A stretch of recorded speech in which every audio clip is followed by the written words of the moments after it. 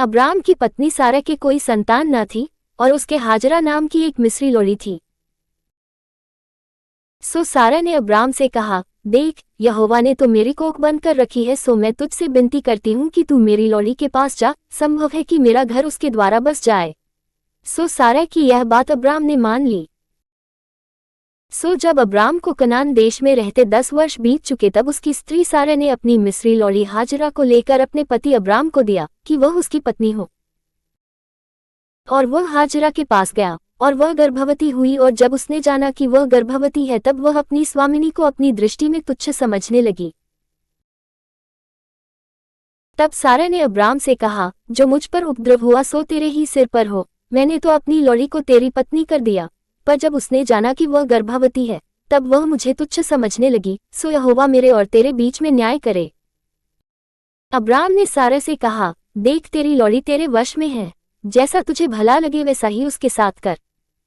सो सारा उसको दुख देने लगी और वह उसके सामने से भाग गई। तब यहोवा के दूत ने उसको जंगल में शूर के मार्ग पर जल के एक सोते के पास पाकर कहा, हे सारा की लोड़ी हाजरा, तू कहाँ से आती और कहाँ को जाती है?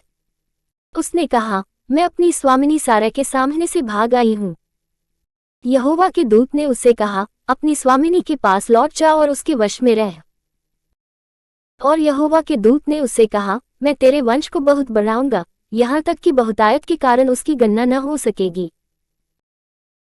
और यहोवा के दूत ने उससे कहा, देख, तू गर्भवती है और पुत्र जनेगी, सो उसका नाम इश्माएल रखना, क्योंकि यहोवा ने तेरे दुख का हाल सुन लिया है।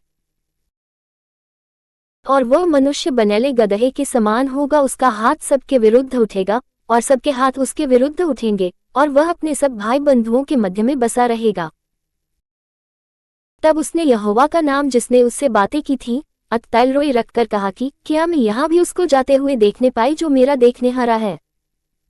इस कारण उस कुएं का नाम लहरोई कुआं पड़ा, वह तो कादेश और बेरेत के बीच में है। सो हाजरा अब्राम के द्वारा एक पुत्र जनी, और अब्राम ने अपने पुत्र का नाम, जिसे हाजरा जनी, इश्माएल रखा।